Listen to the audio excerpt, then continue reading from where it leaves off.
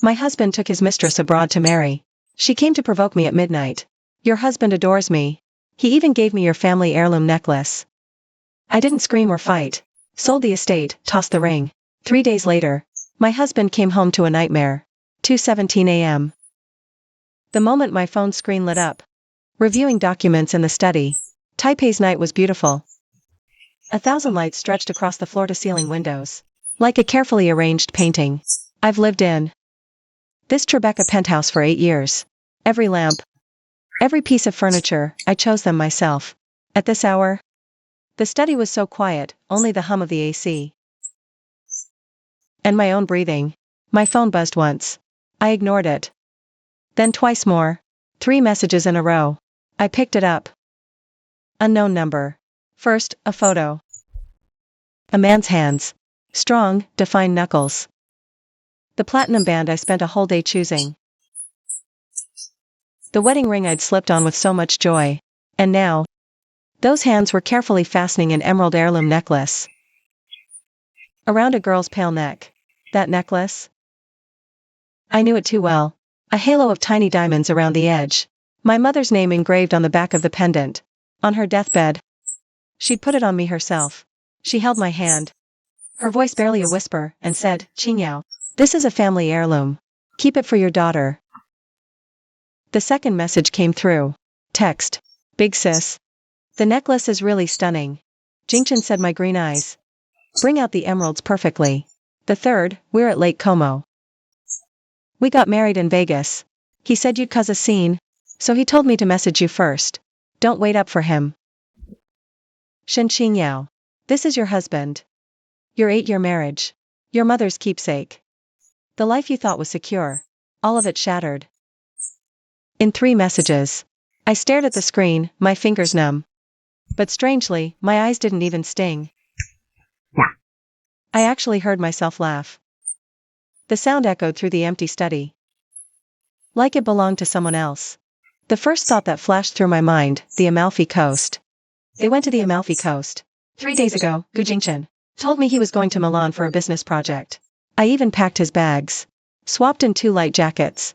Milan's weather. So similar to the Amalfi Coast, isn't it? Second thought, the necklace. That was last month. I'd taken my mother's necklace out of the bank vault. Planning to have it reset. Gu Jingchen saw it and said, "That necklace is gorgeous. Borrow it for days. Someone will design a similar one for Mengyao. Her birthday's coming up. Mengyao. His so-called childhood sweetheart. The girl next door, 8 years married. That name has reached my ears more times than I can count. Copying his homework as a kid. Introducing clients to him as an adult. Drinking with him whenever he was down. Always so understanding. Never overstepping. Always smiling at me, soft, harmless. I said it was my mother's. Not for lending. He called me petty. Said it wasn't a gift for her. Just making a copy from the design. I didn't agree. The next day, the necklace was gone.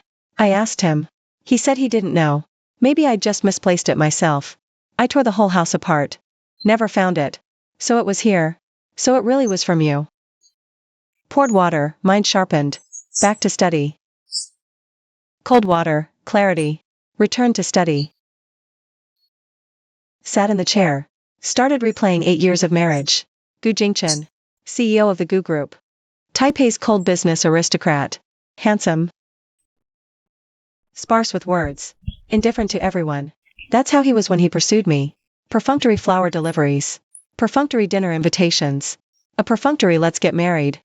I thought it was quiet devotion. Now I see. It was simply because he never really cared. I was 24 the year we married. Fresh back from my master's in England. My mother had just passed. My father was long gone. I was completely alone. Desperate for a home. Then he appeared.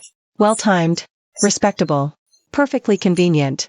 I thought fate was finally compensating me. Turns out fate was playing a joke. 8 years. 8 years of him calling me wife.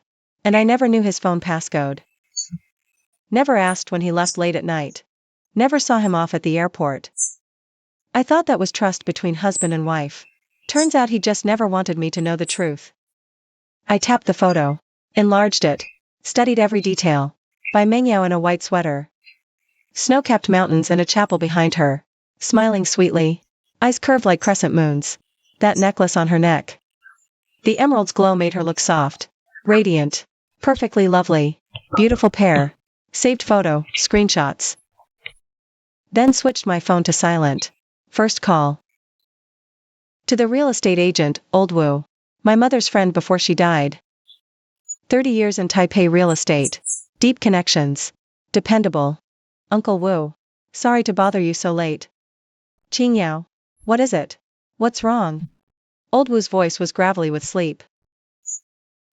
I want to sell the house. The old estate on Yangming Mountain. The kind that can be signed tomorrow. Do you have a buyer? A few seconds of silence on the line. Qingyao. That's what your mother left you. Did you and Jingchen have a fight? No. We're fine. The house is just too big. I want something smaller. Old Wu sighed. I know he didn't believe me. But he didn't push. Fine. I actually have a client looking for a place in Beverly Hills. 6-month search. All cash. Hard bargain. In a hurry? Viewing tomorrow morning. No need to negotiate. Market price is fine. Tomorrow, 10 a.m.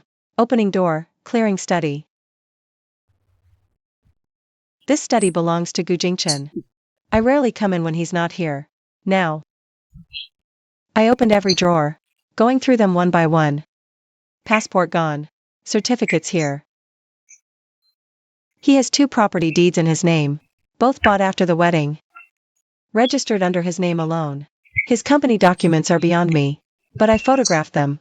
Photographed everything. When I got to the bottom drawer, my hand found a box. I opened it. Inside was a stack of photographs. All of them were by Mengyao. By Mengyao from childhood to adulthood. In a school uniform. In a graduation gown. Smiling over coffee at a cafe. The most recent one was from 3 months ago. She and Gu Jingchen at a restaurant. Wiped her mouth. Note on back. January 2024. Third date. So it's been going on that long. I put the photos back in the box. Replaced, open cert. Staring at that 2-inch photo. In it, I was smiling brightly. Leaned in, both smiled. But there was no warmth in his eyes. How had I never noticed? 3:20 a.m. I made my third call. To Ms. Faulkner. My college classmate. Now. A well-known divorce attorney in Taipei. When she picked up. Sharp voice, too awake. Vivian Sterling. This better be earth-shattering. I need you to handle my divorce. Strip him. 2-second silence. Then she asked, do you have proof? Photos, texts, and possible concealment of marital assets.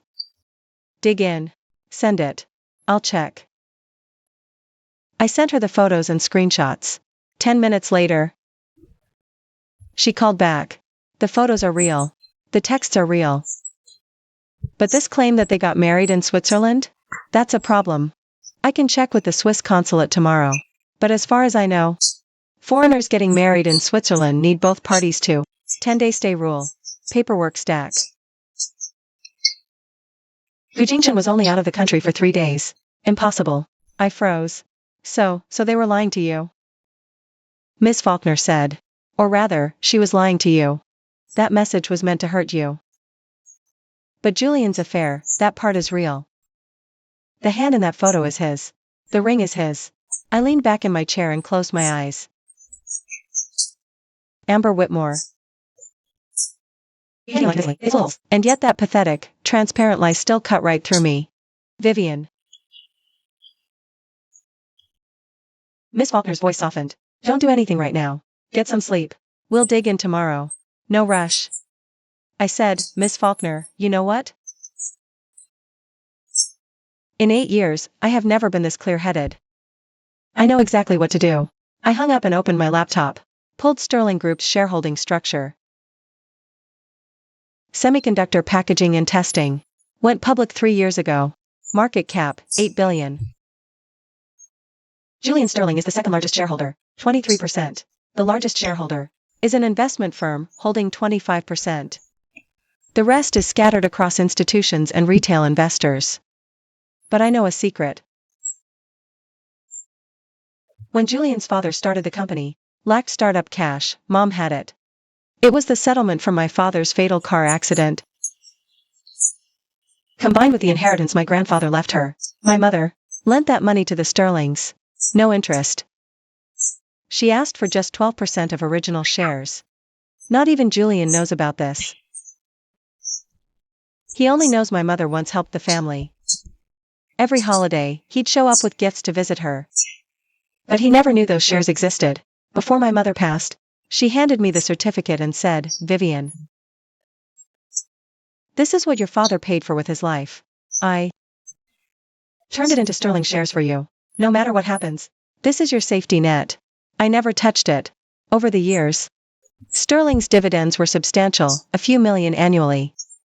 Deposited into my account. I treated it as passive investment income. Now, I realize it's time to use it. 5 in the morning. Dawn approaching. I called the hotel and booked a suite. A full month. Then I started packing. Only my own things. Clothes, jewelry, books, laptop. 8 years of marriage, everything that belonged to me fit into 2 boxes. By sunrise, I moved the boxes to the door and glanced back. Tribeca penthouse, 1300 sq ft. I designed the interiors myself. Every piece of furniture, handpicked by me. On the living room wall hung a massive wedding portrait, 6 feet by 6 feet. A giant wedding photo hung on the wall, 2 meters by 2. I was in a white wedding dress. He was in a black suit. The backdrop was the ocean at Kenting. I stared at that photo. Then I grabbed scissors in the kitchen. I climbed onto a chair and cut the photo straight down the middle. His half fell to the floor. My half stayed hanging on the wall. I didn't cut my own half. 10 in the morning. I stood at the estate gates on time. Old Wu was already there with the buyer. A man in his 50s, wearing a dark gray mandarin collar suit. Refined, scholarly, clearly someone important. "Miss Sterling." He nodded at me. His eyes settled on my face and lingered for 2 seconds. "My surname is Sterling, first name Victor, just the one character. Victor Sterling." The name rang a bell. But I couldn't place where I'd heard it. I unlocked the door. I led them inside. The estate dated back to the Japanese colonial era. Renovated since, but the original beams and pillars were preserved. In the courtyard stood an 80-year-old osmanthus tree. Mom's favorite spot, she'd sip tea there. Victor stood in the courtyard for a long time, gazing at that osmanthus tree. Something complicated in his eyes. "Miss Sterling, how old is this tree?" 80 years. "My grandfather planted it." He nodded and said nothing more. The viewing itself was quick. He walked through the place once. In under half an hour, he was back in the living room. "How much?" Old Wu quoted a number. "Slightly below market. All cash." Victor didn't even look at him. He looked straight at me. "Miss Sterling, I'll pay 1.5 times that." Old Wu froze. I froze too. 1.5. I repeated it. "Yes," Victor said. "But I have one condition. Transfer in 3 days, sign in person." His eyes were deep. When he looked at me, there was something strange stirring in them. Like he knew me. And like he was seeing someone else through me. "Why?" I asked. "Because this is the house your mother lived in," he said. 30 years ago, she helped me, leaving the estate. I sat in the car, still gripping that purchase agreement. 1.5. All cash. Transfer within 3 days. Victor signed and left immediately. Before he went, he handed me a business card. Just a name and a phone number. No company. No title. Old Wu leaned in and whispered. "Vivian, do you know who that is?" "Founder of Sterling Capital. Net worth at least this much." He made a gesture. I didn't catch the number. But I knew Sterling Capital. They were the Sterling Group's biggest rival. I didn't ask what had happened between Victor and my mother. 30 years was too long ago. So many years passed, and before I could ask, she was gone. But I remembered what he said.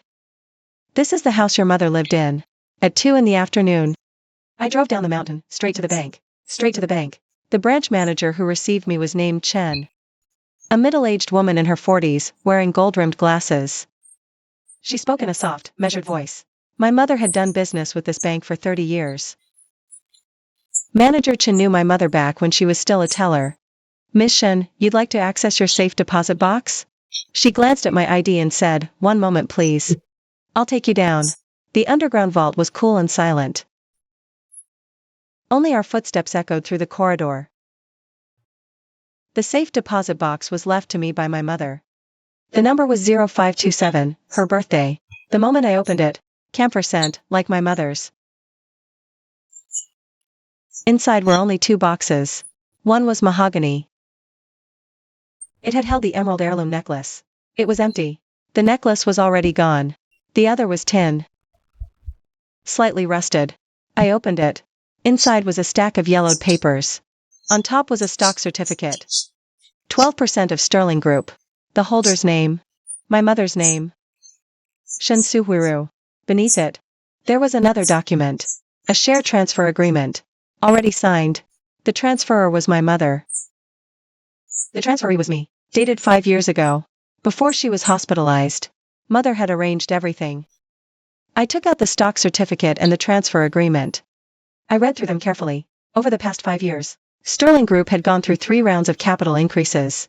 My share percentage hadn't changed, but the value of those shares had multiplied several times over. At the current stock price, 12% was worth around $1 billion. $1 billion. Enough for 10 estates. Bagged the papers. As I was about to leave, something suddenly came to mind. Manager Chen, I turned and asked, "This necklace. Do you remember anything about it?" I showed him the photo on my phone. Studied it, shook his head. Necklace uncertain. But I remember the shape of the pendant. When Mrs. Shen stored it here, she mentioned. Pendant hinged, could open. Zoomed in. I looked closely at the necklace. Oval emerald, ringed with diamonds. But I had never opened it. My mother never mentioned. Could open. How? Chen pondered. Twist left half turn, she said. I made a mental note. As I left the bank, my phone rang. It was Ms. Faulkner. "Vivian, where are you?" "Just finished at the bank." "What's up?" "I've got Julian Sterling's itinerary. It's all mapped out." He was excited. Never went to Amalfi. He went to France. Flew to Paris 3 days ago. Yesterday he stayed at a hotel near the Louvre. Guess who he checked in with? Amber Whitmore. Exactly. And I found something even more interesting. Amber Whitmore, 3 years ago, was an employee of the Sterling Group. In the PR department. She was fired for embezzling company funds. But Julian wasn't in the office at the time.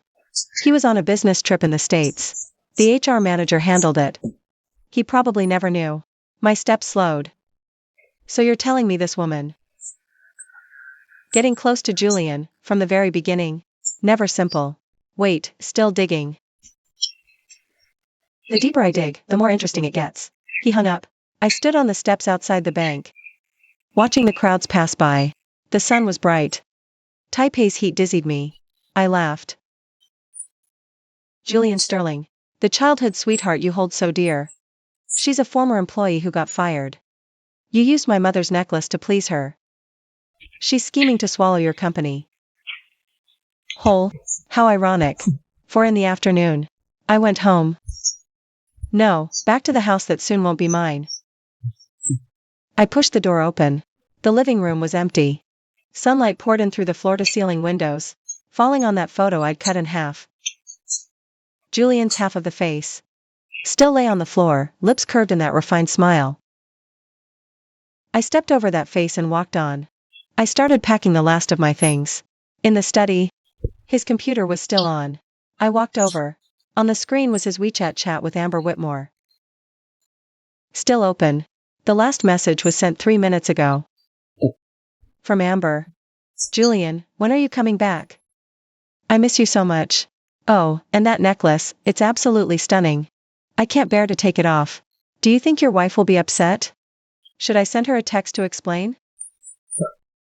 Julian hadn't replied yet. Probably still on the plane. I scrolled up a bit. They're sweet nothings. He called her his first love. Loved her since childhood. Only her. Soon done home, then forever with her. And there were transfers. One for $500,000. The note read, for gifts. Spend it however you like. I scrolled on. My hand was steady when a sudden thought struck me. Julian Sterling, do you know what kind of person you've loved all these years really is? No. But I'm about to find out. At 5:30 p.m., I drove to Thamesway. The sunset had painted the whole river a burnt orange. People fished along the banks. Others walked their dogs. I found a quiet, empty spot and pulled out. The wedding ring. 8 years. This ring had sat on my finger for 8 years. When I slipped it off, there was a faint, pale indentation circling my ring finger. I held the ring up, catching it against the sunset. The diamond scattered rainbows of light. It was beautiful. Then, I hurled it as hard as I could. The ring arced through the air, hit the river with a hollow plunk, and vanished into the current. An old man walking his dog nearby noticed and stopped to ask. Miss, what did you just throw away? Trash? He glanced at. He nodded, good riddance. Throw it. I smiled. Right. If it needs throwing, throw it. At 7 p.m., I checked into the hotel I'd booked in advance. The room was on the 23rd floor. The floor-to-ceiling windows faced Taipei 101. I opened my suitcase, hung my clothes in the closet, set my laptop on the desk, and then sent Ms. Faulkner a message. Get me a board secretary meeting at Sterling Group. A new shareholder with a 12% stake wants to attend. The next meeting. She replied, okay. Damn. Then another message, Vivian. You know, I've been a divorce lawyer for 15 years. And I've never met a woman as composed as you. I stared at the message and didn't reply. Composed? Maybe.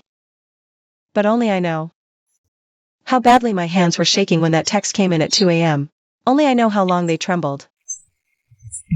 All day today, I've been terrified that I might suddenly burst into tears. But I didn't. Crying's useless. He's still a traitor. Tears won't change that necklace on her neck. The shares your mother traded her life for will keep making money for him and his company. My mother spent her whole life swallowing losses. She always said, a woman should be kind, patient, and true to her conscience. She was kind her whole life, patient her whole life, and in the end, she lay alone in a hospital bed, with no one there to see her off. No one but me. I will not walk her path. At 9 p.m., my phone rang. Unknown number. The caller ID showed France. I waited 5 seconds. Hello? Julian Sterling's voice came through the line. Exhausted, and a little guilty. It's me. Flights tomorrow. Back in Taipei the morning after. It's been a crazy few days. I'm sorry I haven't called. Are you okay? I looked out at the city lights and smiled. I'm fine. Hey, has Mengyao reached out to you? Silence on the other end. A few seconds passed. When he spoke again, his voice carried a hint of caution. What did she say? She said, the two of you went to Vegas to get married. She said, you gave her my mother's necklace. Qingyao, just let me explain. No need. I cut him off. We'll talk at home. Oh, the locksmith is coming tomorrow to change the locks. I've already given them my key. You won't need yours. When you get back the day after, call me. I'll come let you in. The line went quiet for a long time. Then he said, Qingyao, am I what? Are you upset? I looked at my reflection in the window. The corners of my eyes curved. The smile was soft. No, I said. Why would I be upset, honey? I hung up and opened my laptop. Started digging into Shen Capital. Shen Yuan, 55, originally from Zhejiang, came to Taiwan 30 years ago. Built Shen Capital from nothing. Investment portfolio spans semiconductors, clean energy, biotech, Taipei's most low-key invisible tycoon. Unmarried. No children. 30 years ago. The exact year my mother helped him through his darkest hour. I scrolled through photos. Then stopped at a group shot from 10 years ago. Some corporate gala. Shen Yuan stood at the center of the crowd. Beside him, a woman in a deep blue qipao. My mother. Standing a meter apart.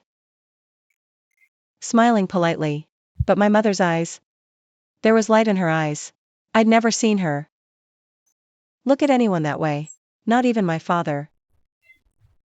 I stared at the photo. And suddenly remembered. When I was little, my mother would sometimes take me to a cafe. She'd sit by the window, order 2 coffees, and just sit there. For an entire afternoon. I asked who she was waiting for. She said an old friend. But that old friend never showed. The cafe was demolished years later. She never mentioned it again. Shen Yuan. I kept scrolling through the search results. Found an interview from years ago. The reporter asked him why he'd never married. He said one thing. When I was young, I waited for someone. Waited so long. It became a habit. The reporter pressed. Who? He smiled. No answer. I leaned back, stared at the ceiling. Mother. How much have you been hiding from me? At 11 o'clock that night. I got another text. Same number. Still sister by Meng Yao. Jingchen just called me. He said you seemed upset. Don't blame him, it's all my fault. I'll mail the necklace back tomorrow. Please don't make this hard for him. I stared at the message. Keep it. Really? You're too kind, sister. I didn't reply again. Keep it. Because what I wanted was never a necklace. At 7 the next morning, I was woken by a call. It was old Wu. Miss Shen, Mr. Shen's side. Is ready. Are you available to sign today? He flies to Milan this afternoon and wants to get it done. Before he leaves, I glanced out the window. Overcast. Low clouds. Available. What time? 10. At the old estate. He said he'd like to see the house again. Fine. I hung up, got up, and washed. The woman in the mirror looked pale, but her eyes were bright. 3 nights of bad sleep. Dark circles, but she smiled. I put on lipstick and changed into a sharp suit. Out the door by 9. When I arrived at the estate, Shen Yuan's car was already at the gate. An old Mercedes. Old plates. Clearly driven for many years. He stood under the osmanthus tree, gazing up at the branches. Lost in thought. Mr. Shen. I walked over. He turned and nodded. Miss Shen. Forgive me, but may I have a moment alone here? 10 minutes. I looked into his eyes. And suddenly understood something. The dark gray Zhongshan suit he wore today was identical in cut to yesterday's, just a different color. A man his age, dressing like this for a meeting. There was only one explanation. This was his way of mourning someone. Take your time, I said. I'll wait in the car. I returned to the car and watched his back. He touched the osmanthus tree. Then he bent down and picked something up from beside the roots. A stone. Not something buried deep. Half exposed by the rain. He studied it for a moment, then slipped it into his pocket. 10 minutes later, he walked over and tapped on my window. Miss Shen. I'm ready. Let's go sign. The signing took place at a law firm nearby. Arranged on short notice. When I walked in, 3 people were already seated. Shen Yuan's personal attorney, a notary, and a middle-aged woman in business attire. Shen Yuan made the introduction. This is Ms. Zhou, flown in from Hong Kong specifically for this. Ms. Faulkner nodded at me and slid over a stack of documents. Ms. Sterling, this is the purchase agreement. The price is as Mr. Sterling specified yesterday. 1.5 times market value. Paid in full. Please review. If everything looks fine, we can sign today. I took the contract. I went through it page by page. It was standard. No hidden clauses. Payment terms were 50% due at signing, and the remaining 50% due on the day of title transfer. Only one addendum. The seller must remove belongings in 3 days. I flipped to the last page. Pen ready to sign, when something stopped me. Mr. Sterling, may I ask you something? Go ahead. Yesterday you said my mother helped you once. Can you tell me what she did? Victor Sterling went quiet for a few seconds. Then he reached into his pocket and pulled out the object he had picked up under the osmanthus tree. A copper coin. Heavily corroded. But you could still tell it was an old Qing dynasty coin. A square hole in the center, meant for a red cord. We buried this together 30 years ago, he said. We vowed to dig it up 30 years later on this day. And if by then, he didn't finish. But I understood. If by then we were both still okay, we'd be together. We'd get married. We'd never be apart again. Did she come that year? I heard the tremor in my own voice. She did. I was overseas closing a major deal. By the time I got back, I finished for him. She had already married my father. Victor Sterling looked at me and nodded. Miss Sterling, you look so much like your mother, he said. Especially your eyes. I lowered my head and signed my name on the contract. Once it was done. Victor Sterling's attorney, Miss Faulkner. Wire transfer done. Phone buzzed with bank alert. 97 million Taiwan dollars. I stared at it long. This was the last thing my mother left me. No. That's not right. What she left me was this house. And Victor Sterling was using this method to repay a 30-year debt. At 2 p.m. I returned to the hotel and started calling moving companies. There wasn't much in the old house. My mother liked simplicity. I took after her. The furniture belonged to the landlord. No, it belonged to Victor Sterling now. I just took Mom's books and photos.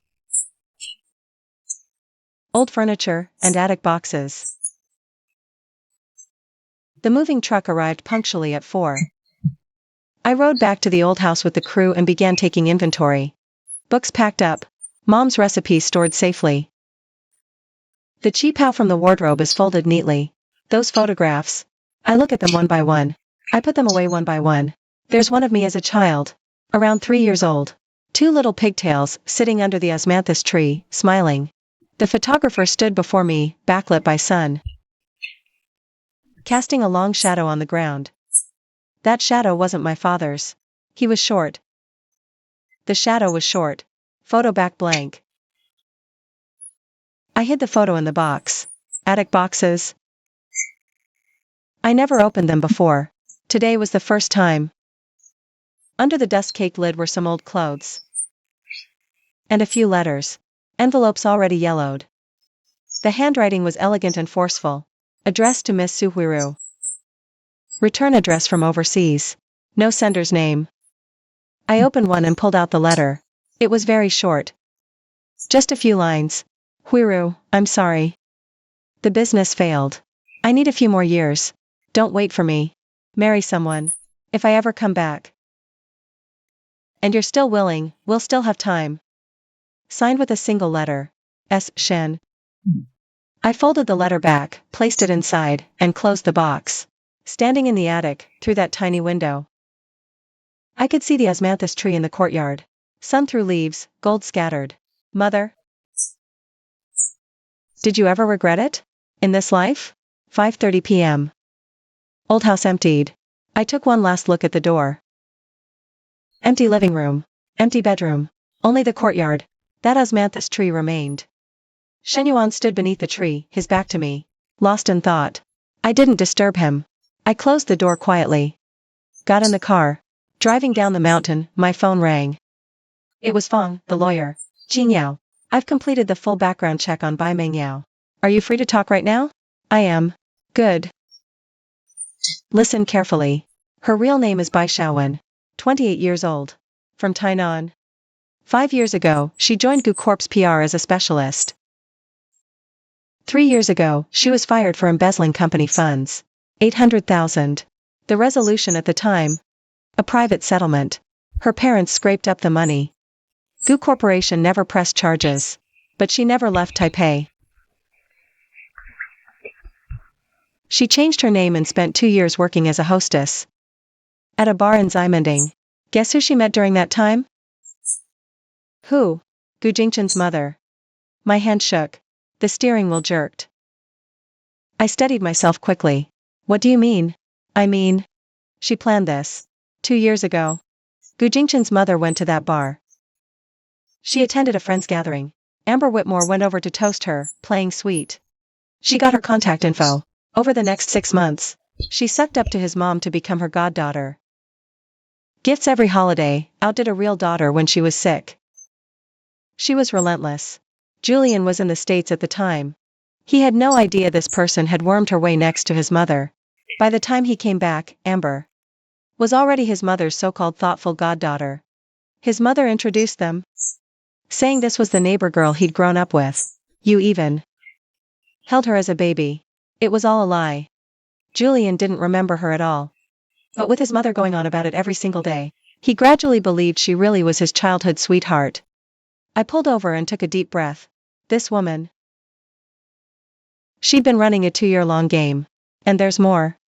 Miss Faulkner continued. Do you know why she got close to Julian? Money. But not just that. When Sterling Group fired her, the person handling it was the HR director at the time. Julian's aunt, Margaret Sterling. Margaret is a true iron lady. She doesn't tolerate any nonsense. She insisted on pressing charges. It was Amber's parents who got on their knees and begged. Only then did she agree to settle privately. But Amber never forgave it. She wants to destroy the entire Sterling family. Then why didn't she go after Margaret directly? Because Margaret retired 3 years ago. She moved to Canada.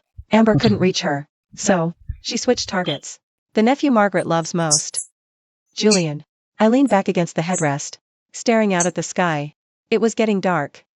Streetlights were flickering on one by one. There's one more thing, Miss Faulkner said. Amber currently has Julian's trade secrets in her possession. These past 6 months at Julian's side, she wasn't just playing house.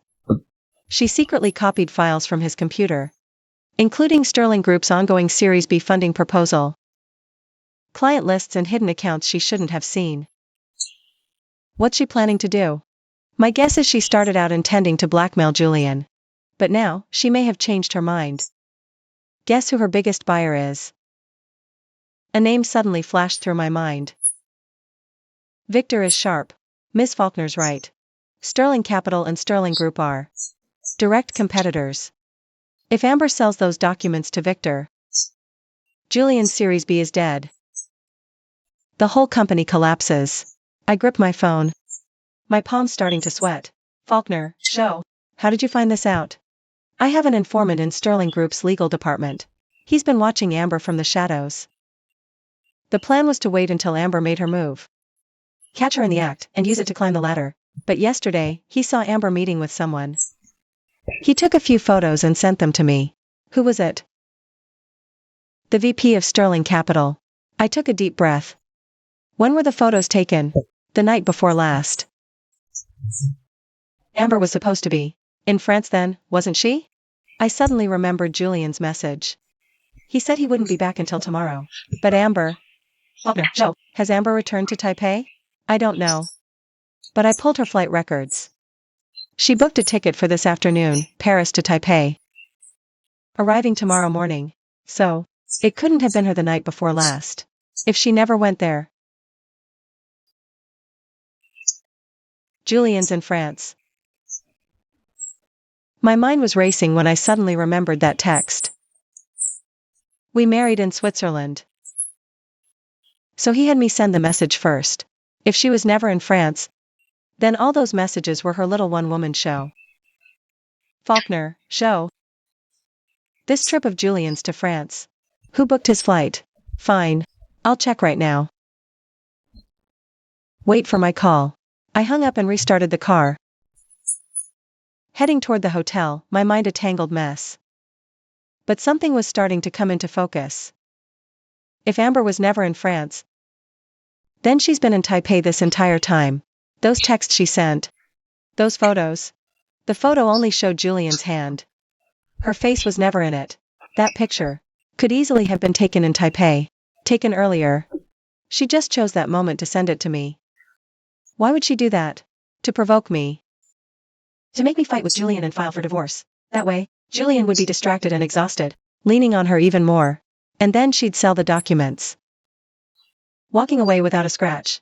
Julian left with nothing. Well played. Nicely fucking played. I hit the gas and sped toward the hotel.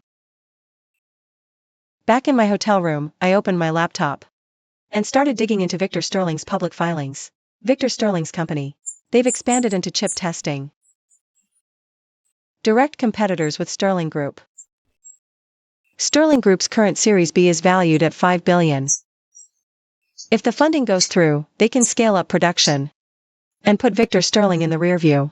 But if, right now, Sterling Group's client list and financing terms were to leak, Victor Sterling could move first. Poach every major client. Sterling Group Series B collapses. Stock tanks. The entire company goes under. Julian Sterling goes bankrupt. The whole Sterling family goes bankrupt. Then something hit me. My 12% stake is still tied to Sterling Group.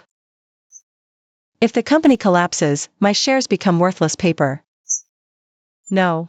I can't let her win. At least not before I make my move. I grabbed my phone and called Ms. Faulkner. Vivian, no. Set up a meeting for me. With whom? Victor Sterling. See him now. Insane? What are you trying to do? I'm going to make him a deal. 12% of Sterling Group. In exchange for one promise. What promise? Don't buy the files from Amber Whitmore. Silence on the other end. Then Ms. Faulkner spoke. Vivian, do you have any idea what you're saying?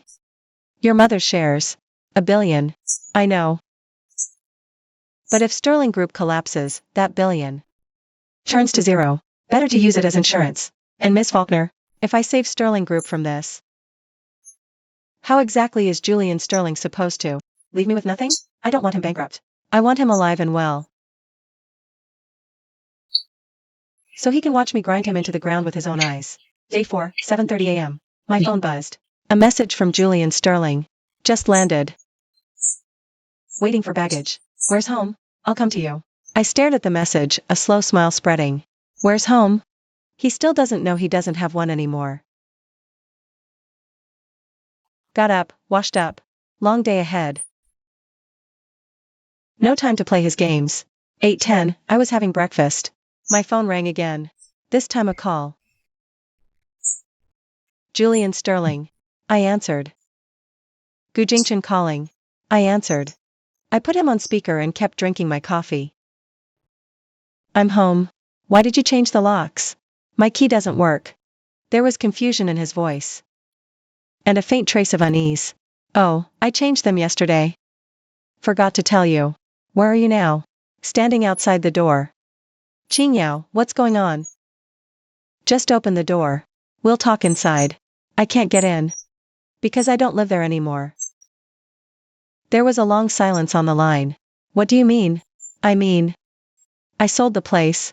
Signed the contract the day before yesterday. Title transferred yesterday. That house belongs to someone else now. I have no keys. Neither do you. Vivian, are you joking? His voice changed suddenly. From confusion to shock. Then to barely suppressed fury. I'm not joking. Julian. Weren't you in France working on a deal? Why the sudden interest in the house? The deal's done. Where's Amber? She didn't come back with you? Another silence on the line. When he spoke again, his voice had dropped. Qingyao. Mengyao and I can explain. First tell me what's going on with the house. That's my home. How could you just sell it? Your home? I set down my coffee cup. My voice was calm. My name is on the deed. Bought with money my mother died for. Since when is it your home? Qingyao. Enough. Drop the act. I said. Come to the Beverly Hills estate at 10 if you want to see me. I'll be waiting. And while we're at it, I sold the estate too. I'm going there to hand over the keys today. You're just in time. You can see it one last time. With that, I hung up. 9:40. I drove to the Beverly Hills estate. Victor's car was already parked out front. Still that old Mercedes. Today he wore a light gray Zhongshan suit. hair neatly combed. As if for an important meeting. He watched me get out. And gave a slight nod. Ms. Sterling. Morning. Mr. Sterling. Morning. I walked over. And took the estate keys out of my bag. That's all of them. 6 keys total. All here. Victor took the keys and weighed them in his hand. Then said, Miss Sterling. You had Miss Faulkner contact me yesterday. Saying you wanted to meet and talk.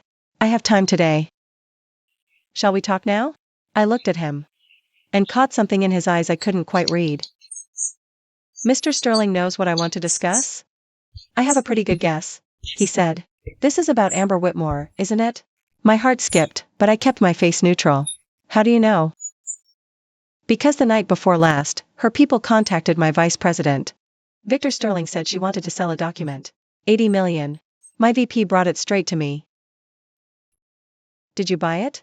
Victor studied me. His smile felt almost paternal. Miss Sterling, when it comes to business, I have my principles. Anything obtained through underhanded means, I don't touch. 30 years ago, when your mother helped me, she taught me one thing. In this life, it doesn't matter how much money you make. What matters is whether you can sleep at night. As he spoke, his gaze hit the tree. Then I got it. He wasn't really talking to me. So you didn't buy it? He said, but I didn't stop my VP from staying in contact with her. Because I wanted to know exactly what she was planning. I didn't expect you to come to me first. I looked at this 55-year-old man. My throat tightened. He'd waited 30 years. Yet she married another, made a life. And finally leaving this world alone. Did he never resent it? Did he never hate her for it? Yet here he stands. Beneath that osmanthus tree. Still living his life by the principles she taught him. Mr. Sterling, I took a deep breath. I'd like to make a deal with you. Go on. I hold 12% of Sterling Group shares. If whatever Amber's holding actually gets out, Sterling's stock will crater, and my shares will turn into worthless paper. I want to, before that happens, trade them for a promise from you. What promise? Don't buy that document. No matter what price she names. Don't buy it. Victor looked at me. A trace of amusement in his eyes. Miss Sterling. You're trying to save Sterling Group. No, I said. I'm trying to protect what's mine. Mom left me those shares. No scammer touches them. As for Sterling Group and Julian Sterling, I couldn't care less. Bankrupt, dead in a ditch. It's all the same to me. But I will not let my mother's shares be buried alongside him. Victor was silent for a moment. Then he pulled a business card from his pocket and handed it to me. Miss Sterling, here's my advice. Those shares? Don't sell them. Sterling Series B round. I know what's happening behind the scenes. Once the funding closes, the stock will at least double. You'd be selling at a loss. I took the card and glanced at it. It said, Marcus Sterling, GM, Sterling Capital. Below it, a phone number. He's the head of my investment team. Victor mentioned you could reach out to him. Use the shares as collateral with Shin Capital. I'll give you a bridge loan. Once Sterling's funds clear, you pay me back, and the shares stay yours. Interest follows the bank rate. Not high. I froze. Mr. Shin, why are you helping me? Victor stared at the osmanthus tree. He stayed silent. Because your mother did the same for me. 30 years ago, I had nothing. I was nearly hacked to death by loan sharks. She gave me every cent she had and told me to run. I asked her why. She said, because there's light in your eyes. You shouldn't die here. His voice was barely a whisper, like he was talking to himself. Ms. Shen, I'll never be able to repay what I owe your mother. This small favor is nothing. I stood there, staring at his back, unable to say a word. At exactly 10, a taxi pulled up outside the old estate. Julian stepped out. Wearing a wrinkled suit, hair a complete mess. With dark circles under his eyes. He looked like he hadn't slept in 3 days. He spotted me first. And rushed over. Halfway there, he noticed Victor standing nearby. And stopped dead. Shen. Victor. Victor nodded at him. Mr. Sterling. It's been a while. Julian's expression turned sour. He glanced at Victor, then at me. Then at the keys in Victor's hand. And it suddenly clicked. Vivian. You sold the house to him? Yes. Are you insane? His voice shot up. He's our competitor. How could you sell the house to a competitor? Your competitor. What does that have to do with me? It's my house.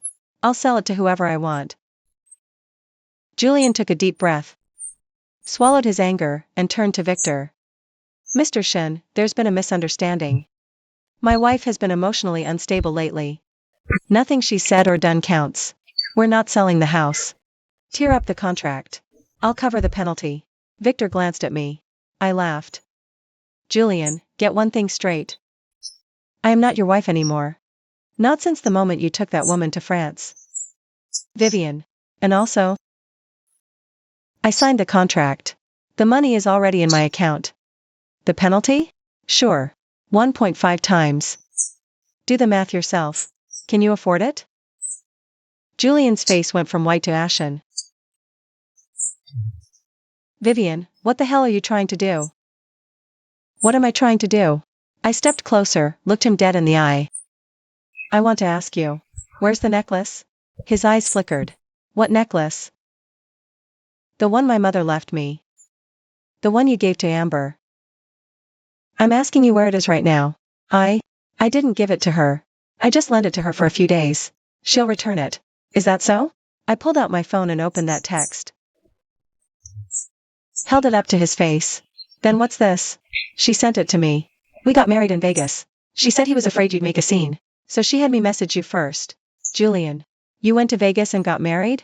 Julian stared at the message. His face completely changed. That's impossible. I never married her. I was in France for business. She never even came. Oh. I laughed. She didn't go to France? Then where's she been? She should be in Taipei. She said she wasn't feeling well. So she didn't go with me. Then tell me. I put my phone away and looked at him. Who sent this message? Who took that photo? She flew to France just to photograph your hand? Julian's lips moved. But no words came out. Looking at him like that, I suddenly found it absurd. This man, commanding the boardroom, unyielding at the negotiation table. Now reduced to a schoolboy caught red-handed. Not a single word could he string together, because he himself can't figure out which version is actually true. Julian, I said, you've been played. From start to finish, she's been playing you. His eyes went wide. What do you mean? It means your childhood sweetheart, the precious first love you held so dear, was fired by your aunt 3 years ago for embezzling company funds. The evidence is ironclad. Her name isn't Amber Whitmore. It's Amber Shao. She approached your mother in a bar, became her goddaughter. All planned. She's here to destroy the Sterlings. You're lying. Am I? Go home and ask your mother. While you're at it, check the files on your computer. See if anything's missing. Julian's face went completely pale. He stood there like his spine had been ripped out. His whole body just collapsed. Victor sighed quietly beside us. Julian, he said, there's something I probably shouldn't say, but your wife is trying to help you. She came to me today to use her own shares to keep Sterling Group from being torn apart by that woman. You should be thanking her. Julian's head snapped up, his gaze locking onto me. His eyes were a storm, shock, regret, guilt. And something else I couldn't quite read. Don't. I cut him off. What I did has nothing to do with you. I protected Sterling Group because my mother's shares are in it. Once your financing goes through, I'm selling my stake. You won't see a single cent. I pulled the copy of the share certificate from my bag. I handed it to him. Take a good look. These 12%. Dad paid with his life, Mom left me protected. 8 years. Your company dividends. I never touched a penny. All in the account. Know how much? $230 million. His eyes went wide. Your family married me back then because my mother had done yours a favor. You thought that debt was settled. and that I had no family left. Julian. Let me tell you something. I'm not without family. My family is too wealthy. My mother was afraid of flaunting it, so she made me hide it. I took the copy back. I saved it. I brought you to see it. How you lost everything, step by step. The estate, gone. The Tribeca penthouse, gone. Your precious first love? A fraud. And more than half of Sterling Group's shares? They're in my hands now. What do you have left? Julian opened his mouth. But no sound came out. I glanced at Victor. And gave him a nod. Mr. Sterling, keep the keys safe. I'll be going now. Miss Sterling. Victor called after me. That bridge financing. You can come to me anytime. Thank you. I turned and walked to my car. Opened the door. Got in. As I started the engine, I caught a glimpse in the rearview mirror. Julian was still standing there. Like a statue. Victor had already gone inside. The crimson gates closed behind him. I pressed the accelerator. The car pulled away slowly. My phone rang. It was Ms. Faulkner. Vivian, where are you? Just left the Beverly Hills estate. What's wrong? There's movement on Amber's end. She booked a 2 p.m. flight to Hong Kong this afternoon. Looks like she's running. I checked the time. 10:30. There's still time. Where is she? A hotel near Ximending right now. I have someone watching her. Are you going there? No. Let her go. What? Let her go? If she runs, the evidence. She's carrying documents. If she gets caught, the police will seize those files. Sterling Group Series B. It'll still fall through. Then you, let her get to Hong Kong. And sell those documents to whoever's waiting there. Then I'd call the police for espionage. Much heavier sentence than ordinary extortion. Silence on the other end for 2 seconds. Then Miss Faulkner laughed. Vivian Sterling. How did I never notice how ruthless you are? I'm not ruthless. I looked down the road ahead and felt the corner of my mouth curl. Someone taught me that kindness needs teeth. Day 5, 8 a.m. Sterling Group headquarters. I stood before the floor-length mirror in the lobby, giving my outfit one final check. Chanel haute couture suit, pearl white, waist cinched. The cut perfectly frames the emerald heirloom necklace. Hair pinned up, pearl studs against my ears. Makeup flawless. Red lipstick, bold but not loud. Just right. The elevator doors opened and I stepped in. Press 28. As the elevator climbed, my phone rang. It was Miss Faulkner. Vivian. She's boarded. Our people in Hong Kong are watching. I'll report the moment she lands. Good. What time does the board meet? 9. I'm heading up now. Nervous? I looked at my reflection in the elevator doors and smiled. Not nervous. I've waited 3 days for this. Miss Faulkner laughed. You've had 3 days to prepare. She's had 8 years. And look where that got her. The doors opened. 28th floor. Sterling Group boardroom. The hallway was already crowded. Executives in tailored suits. Secretaries holding coffee. And a few reporters with cameras. And notepads. I paused. Why press at a board meeting? I soon knew. Because I saw her. Amber Whitmore. She was standing at the boardroom entrance. In a pale pink dress, her face done up with flawless makeup, chatting with a middle-aged man. I knew him. Sterling Group's PR director. What was he doing here? Wasn't he supposed to be in Hong Kong? I stopped in my tracks, watching her from 20 meters away. She sensed something, turned, and saw me. Her look shifted, just briefly. The next moment, the soft, demure smile was back, clicking toward me in her heels. Sister. You came. Her voice was soft. Sweet. As if nothing had ever happened. I didn't think you'd show. I stared. She leaned in, whispering. So only the two of us could hear. Sister. Did you think I'd run? Why would I run? The show's just getting started. I wouldn't miss it. I smiled. Ms. Whitmore. Do you know why I'm here today? Of course. She batted her eyes. To make a scene. After all, your husband. I took him. You have to make some noise. Otherwise, how embarrassing. But sis, I'd suggest you head home. The board doesn't welcome outsiders today. She waved an invitation from her purse in my face. See this? I'm a specially invited guest of Mr. Sterling. And you? What are you walking in as? The ex-wife? I looked at the invitation. Her name was on it, all right.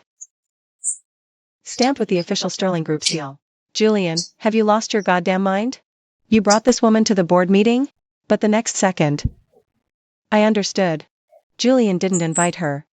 Someone shields her, wanting her documents. To force a coup today. Who is it? I scanned the people in the hallway, searching for an answer. Suddenly, the conference room door opened.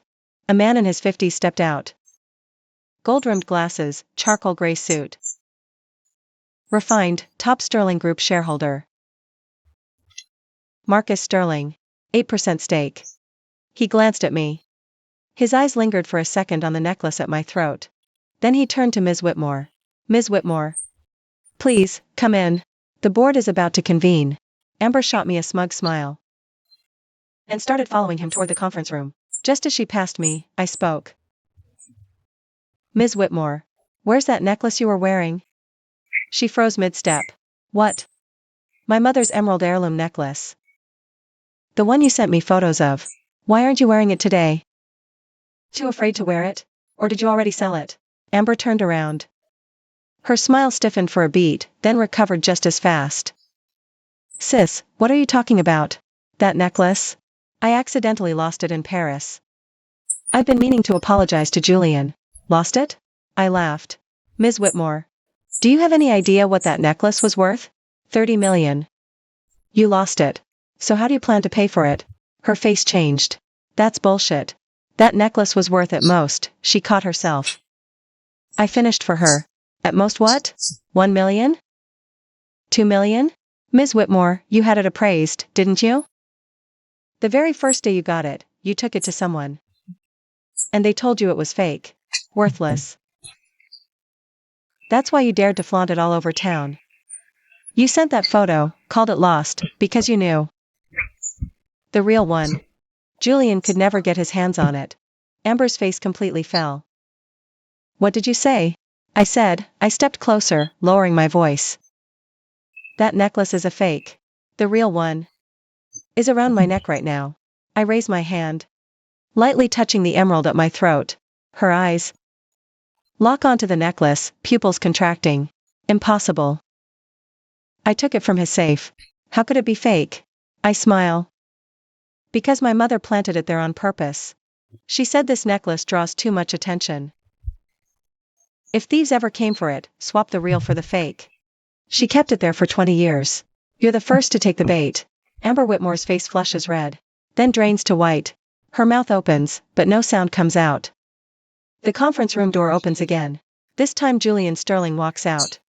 He's wearing a deep navy suit, hair immaculately groomed. He looks far more put together than yesterday. But his eyes are bloodshot, like he hasn't slept all night. He sees me standing with Amber Whitmore. Hesitates for a beat, then strides over quickly. Vivian. Mr. Sterling, I cut him off. I'm here for the board meeting today. So tell me. May I go in now? He freezes. Board meeting? I'm a 12% shareholder of Sterling Group. I pull the stock certificate from the envelope. Per charter, shareholders can attend board meetings. Surely you of all people would know that. The hallway suddenly goes silent. Everyone stares at me.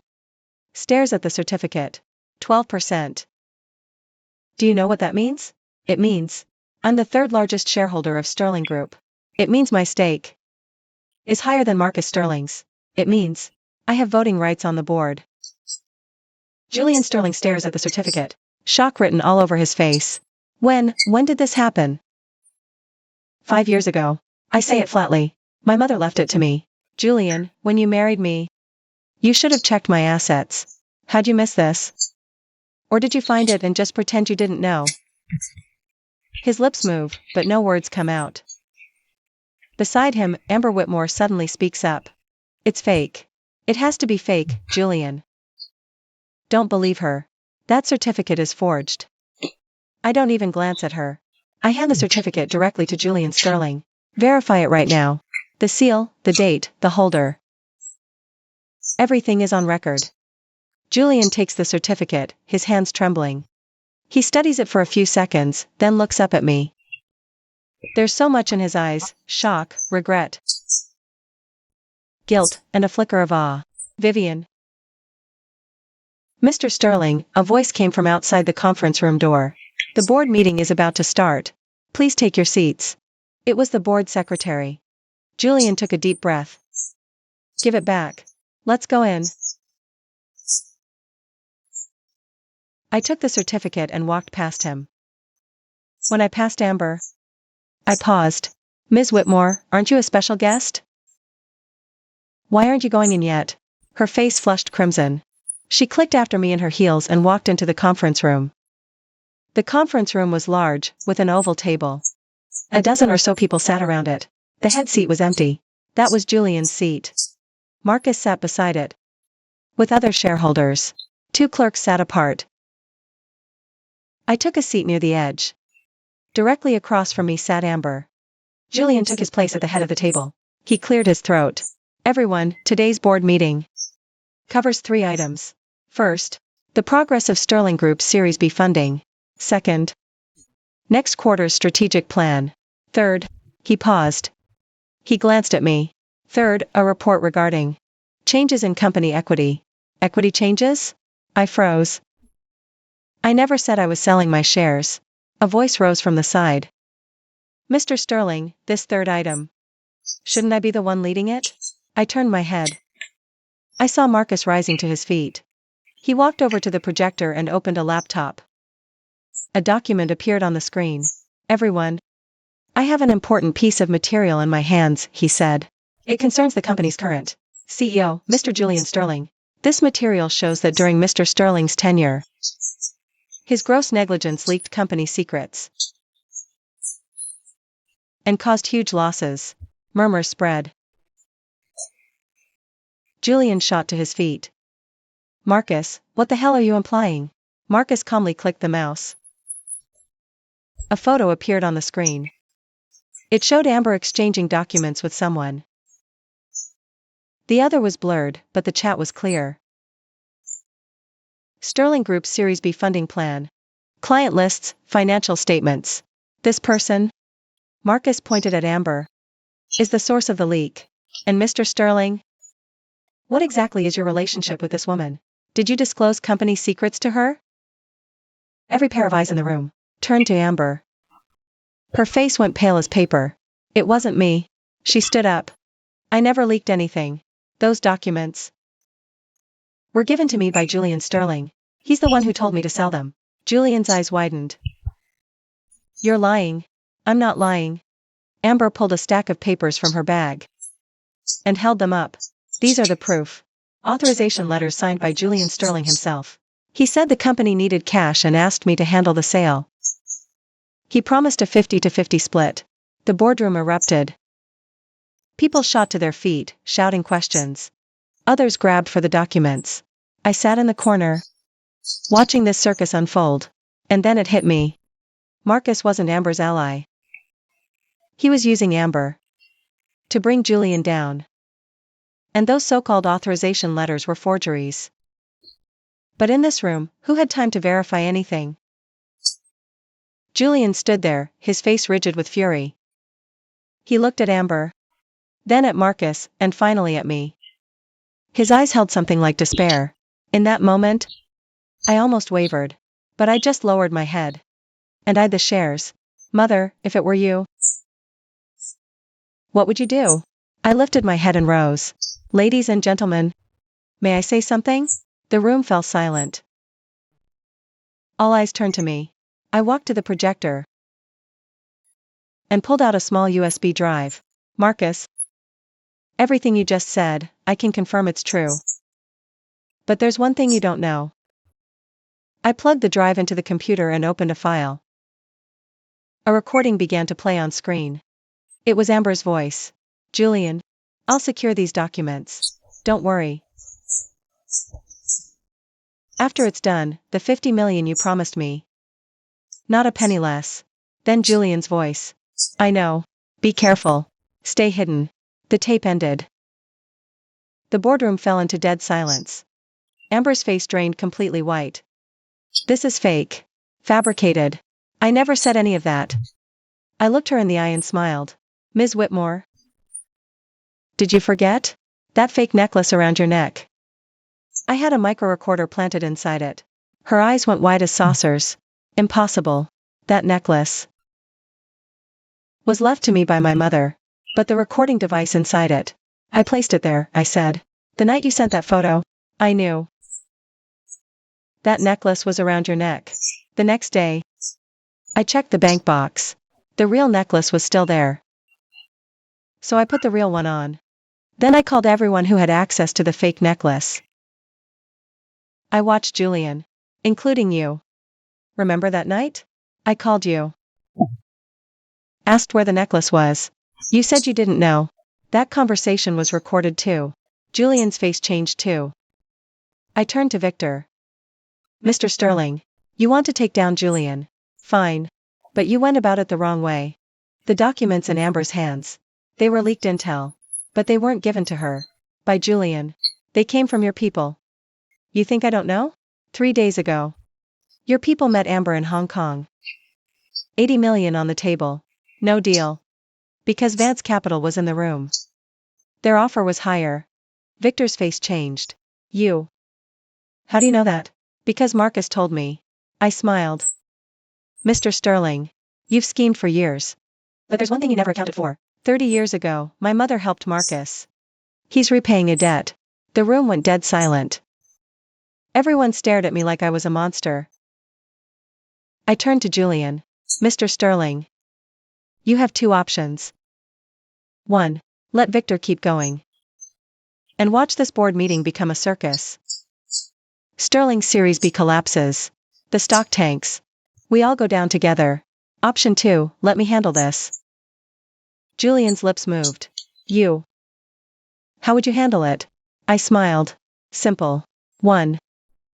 Call the police on Amber. She's dead to rights on corporate espionage. 2. Victor. You resign. Publicly cite health reasons. Retire quietly. Your shares. Sell them to Vance Capital at market value. I paused. Looked around the room. 3. Sterling Group restructures the board. I take vice chair. Overseeing strategic investments. Julian stays CEO. But every major decision goes through me. The room erupted again. Someone stood up. You have no right. I raised the share certificate. I'm the 3rd largest shareholder. I have Marcus's money behind me. And I looked straight at Amber. I've got this recording. I press play. The tape plays again. Amber Whitmore completely falls apart. She lunges at me, trying to grab the flash drive. Security holds her back.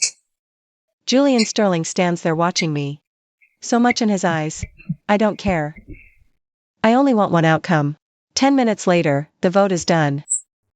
Marcus Sterling resigns. His shares sold to Shin Capital. Amber Whitmore is taken away by the police. I'm appointed vice chairwoman. Julian Sterling sits at the head of the table. Like a statue. I walk over, lean down. And say, low enough for only him to hear. Julian. You think you won today? His eyes flicker. No. I say. Today, I won. Starting now. Half your company is mine. Every dollar you make. Half of it goes to me. Every decision you make goes through me first. I straighten up, look him in the eye. From today on, you answer to me. Day 6, 2 p.m. Taipei Municipal United Hospital, VIP ward. The hallway is quiet. Just the occasional nurse. Speaking in hushed tones. The smell of antiseptic. Mixed with fresh flowers. A strange sense of calm. I stand at the door, looking through the glass. Amber Whitmore lies in the hospital bed. Pale. Hair disheveled. Bandages around her wrist. A middle-aged woman sits beside her. Her mother, I assume. She cried when taken. She collapsed. Police said it was a stress response from extreme tension. They brought her to the hospital. Tests found something else. I push the door open and walk in. Amber's mother looks up. Sees me. Freezes. You, who are you? I'm Vivian Sterling. Julian Sterling's wife. Amber's eyes snap open. She stares at me. Fear in her eyes. Rage. And a flicker of relief. What are you doing here? Her voice is hoarse. Come to gloat? I take a seat in the chair beside her bed. Your mother's here. Not the time for certain things. Ma'am, could you give us a moment alone? Amber's mother looks at me. Then at her daughter. Hesitates. Stands and leaves the room. The door closes. The room falls quiet. I look at Amber. She looks back at me. The results are in. I told her, and I watched her face change. How do you know that? Because I had your medical records pulled. I paused. Thyroid cancer. Early stage. No metastasis. The doctors say. Surgery's high success. Lips trembled. You. What exactly do you want? I looked into her eyes. Holding the silence for a few seconds. Amber Whitmore, you hate the Sterling family. I understand that. 3 years ago, when they fired you. Julian's aunt really did cross a line. 800,000. For a girl only 2 years into her career. That's an astronomical number. Your parents sold the family home. Just to pay it back, and they're buried in debt. You have every right to be angry. Her eyes went red. But you went after the wrong person. I said. Julian Sterling knew nothing about any of it. He was in the States back then. His aunt handled the case. He didn't know a single thing. You got close to him, lied to him, used him. Who can he blame? Only himself for being naive. You. Your voice cracked. What are you trying to say? I sighed. I'm saying you need treatment. The money, I can help with that. My condition is, you hand over every document you took from Sterling Group, including the backups. Then you tell the truth on the stand. You stole those files yourself. Julian had nothing to do with it. She froze. You'd help me? Why? Because I don't want Julian Sterling owing you anything. He owes me now. And the debt keeps growing. He'll never be able to repay it. But if he goes down because of your case, even just for questioning, Sterling's Series B dies with him. My shares take the hit. That doesn't work for me. Amber stared at me. A storm of things in her eyes. Then suddenly, she laughed. A bitter, hollow laugh. Vivian Sterling, you know, when I sent that text, I thought you'd cry, throw a fit, go screaming at Julian. Then I'd have my opening. Instead, you did nothing. 3 days. You sold the house, leveraged your shares. Flipped the board. What the hell are you? I looked out the window at the sky and said nothing. You know. She went on, I had that necklace appraised. They said it was fake. I laughed at the time. A cheap knockoff you treated like treasure. But the real one was on your neck the whole time. You knew from the start I'd steal it, didn't you? No. I said. But my mother did. When she was alive, she told me. That necklace was flashy, thieves would come. She had a fake made. Bait for exactly this. You're the first one who took the bait.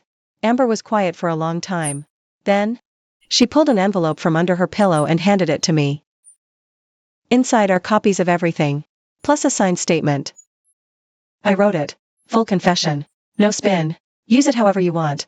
I took the envelope, stood up, and walked to the door. She called out after me. Vivian. I turned. Do you hate me? I thought about it. No, I said. You're just a bump in the road. I'm past it. I stepped out of the hospital room. Amber's mother was still in the hallway, wringing her hands, looking at me. Ma'am. I said her condition is treatable. Don't worry about the money. Take care of her. Her mother's mouth opened, but no words came out. She nodded frantically. I left. Outside the hospital doors. My phone rang. Miss Faulkner. Vivian, you finished over there? Julian's been looking for you. Called me a dozen times asking where you are. Tell him. I'm at Vance Capital. Have him come here. Vance? Are you insane? That's a competitor's turf. They're a partner now. I smiled. You coming or not? There's a show. 40 minutes later. Vance Capital headquarters. Victor's office was on the top floor. Floor-to-ceiling windows facing Taipei 101. I sat on the sofa, sipping the tea Victor had poured, watching the skyline through the glass. Victor sat across from me, flipping through the folder Amber had handed over. If these ever got out, Sterling Series B. Yeah, it'd be rough, he said. 3 of the clients on this list are ones we're already in talks with. And the financials? Some of those numbers aren't clean. Can you tell what the problem is? The bookkeeping's sophisticated. But it won't fool a professional. Victor closed the folder. 8 years at Sterling. And at least half their profit came from this. That's enough to bury Julian. I nodded. A knock at the door. The assistant poked her head in. Mr. Vance, the CEO of Sterling Group is here. Victor glanced at me. Let him in.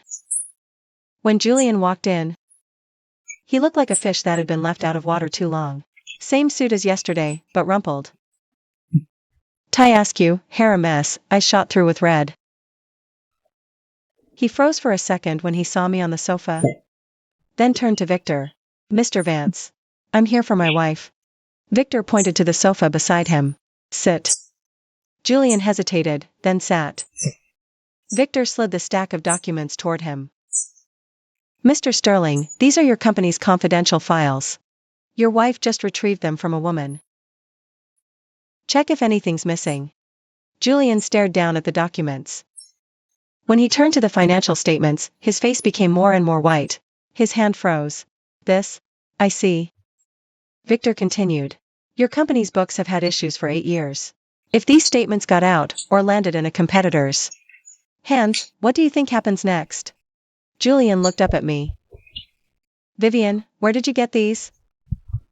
Amber gave them to me. I said it plainly. On the condition that I cover her medical bills. Plus plead for her in court. You help her, right? Because she has leverage over you. And I don't want that leverage leaking out. Julian. If your company collapses, my shares turn into worthless paper. I'm helping myself. Julian looked at me. So much behind his eyes. Then, suddenly, he laughed. A bitter laugh. Vivian, you know something? I always thought you were a woman with no fight in her. For 8 years, you didn't ask what I did or said, and you believed it. I thought you didn't care about me. I met his gaze. Said nothing. Now I understand, he said. You weren't indifferent. You cared too much. Enough to wait 8 years. For a chance. To watch me fall with absolute clarity. I set down my teacup. Julian. You're right. I waited 8 years. Not to get revenge on you. I waited until I knew exactly what I wanted. And what do you want? I want you to watch me. Watch me take back everything you once dismissed. Piece by piece. The estate. The company. I stood up. Walked over to him. And myself. I held out my hand. Give me back my ring. He froze. Ring? The one you gave me. On our wedding day. That was my mother's ring. She told me to wear it on my wedding day. After that. You said it looked outdated. Told me to put it away. Replace it with the one you bought. I did. Now. I want it back. The color drained from Julian's face. His hand went into his pocket. Pulled out a ring box. Opened it. Inside was an old-fashioned gold ring. Simple design. But excellent quality. This was the ring he gave me when he proposed. He said it was his grandmother's. It was a fake. The real one was always in my hand. I took it from my pocket. I pulled out another ring, identical to the one in his hand. You know what, Julian? For 8 years, I wore the fake one. I kept the real one, because my mother always said. A woman holds on to her own wedding ring. So if the day comes, when the man isn't worth a damn, the ring can still be sold. I slid the real one onto my ring finger. I raised my hand to the sunlight. See? Perfect fit. Julian stood there, staring at me. He couldn't get a single word out. Victor let out a quiet laugh. Mr. Sterling. You married a hell of a woman. Too bad you only just noticed. Julian lowered his head. Silent. I turned and walked toward the door. Vivian. He called after me. I stopped. I didn't turn around. Can we start over? I thought about it. Julian. Your 23% stake, before market opens. How far do you think it'll drop? What?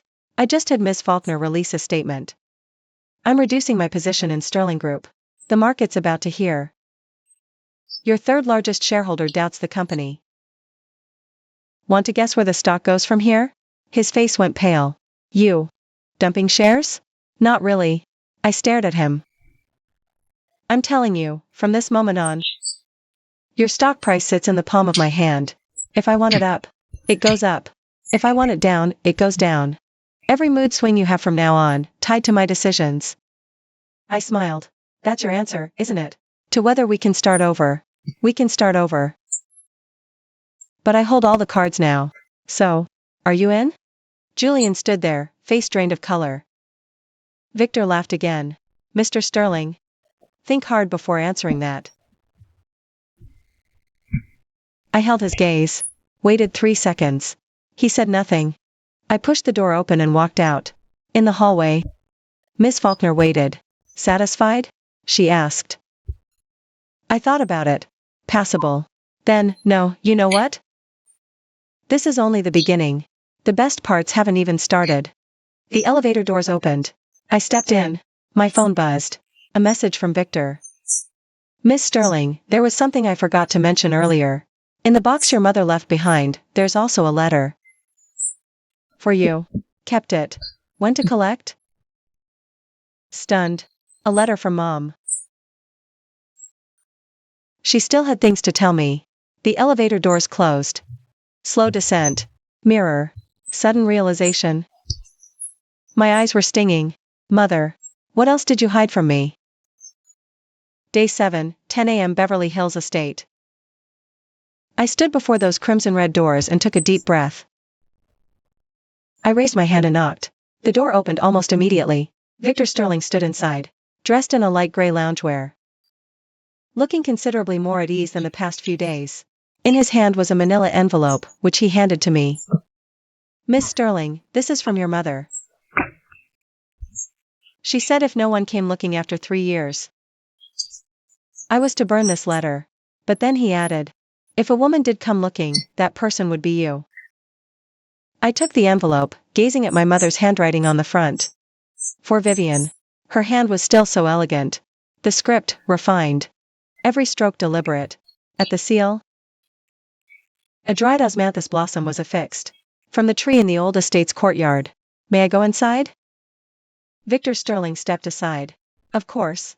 I entered and sat by the osmanthus tree. Victor Sterling didn't follow. He stood at the doorway. His back to me, giving me space. I tore open the seal. Pulled out the letter. The paper had yellowed, but was well preserved. No insect damage. No mold. Vivian. My only daughter. By the time you read this, I'll be gone. Some things I could never say. While I was alive, I could only write them down. 30 years ago, I loved someone. His surname was Sterling. A brilliant young man. We made a promise. Once he made something of himself, he'd come back to marry me. But back then he was so poor he could barely afford to eat. I gave him every cent I had, told him to go chase his future. Then he left. I was pregnant. That child was you. My hands began to tremble. I never told him.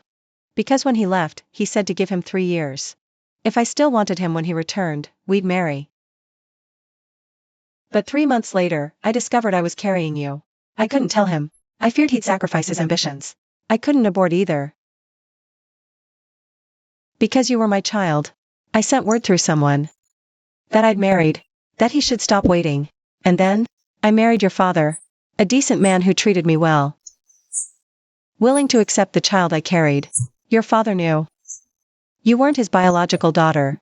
But he never once let on. He raised you as his own. Paid for your education. Sent you abroad. Every time you called him Dad, he'd beam with joy. Vivian, I'm sorry. Sorry you were born without your real father. And sorry to Victor Sterling for making him wait. But I regret nothing. Because I had you. That made my life worth living. That necklace is real. The emerald is worth a fortune. Open the hidden part, twist left half. There's a photo inside. It's a picture of Victor when he was young. She left it for you, hoping that if you ever met him, you'd recognize him. And when you do, tell him she's sorry. And Vivian, if you ever find out your husband betrayed you, don't cry. Don't make a scene. Don't hold it in like I did. I held it in my whole life. My biggest regret on my deathbed is that I never told the truth. You have my blood, and his. You won't be taken advantage of. Love always, your mother. The letter slipped from my hands, drifting to the ground. I sat beneath the osmanthus tree. The tears finally came. So that's it. That's what it was. The story from 30 years ago wasn't unrequited love. It was a cruel twist of fate. My mother didn't marry someone else. She gave him up for me. And Victor, he waited 30 years. All he got was a letter and a daughter he'd never met. I looked up toward the gate. Victor was still there, his back to me. Had he known all along? I stood and walked over. I stopped behind him. Mr. Sterling. He turned around. Seeing the tears on my face, his own eyes reddened. You've read it. I said, you're my biological father. Victor was silent for a long time. Then he nodded. I suspected. His voice was hoarse. 30 years ago, I came back for her. I heard she'd married. I couldn't let it go. I came to see her once, in secret. She held a baby by the osmanthus tree. That baby was you. Then why didn't you? I couldn't claim you. He gave a bitter smile. Your mother had married. She had a husband, a family. What was I? Just some stranger who showed up out of nowhere. What right did I have to disrupt your lives? He lowered his head, his voice fading. Later, I built my business and made money, so that one day I could stand before her and tell her I hadn't let her down. But by the time I actually had money, she was already. He couldn't finish. I stood there watching him. A 55-year-old man. A hidden titan of Taipei's business world. He hung his head, like a guilty child. I thought of my mother's letter. Tell him she's sorry. But who should be apologizing here? Her? My mother? Or fate itself? I reached out and took his hand. It was cold, the knuckles sharp. Exactly the same as the hand in that photo from 30 years ago.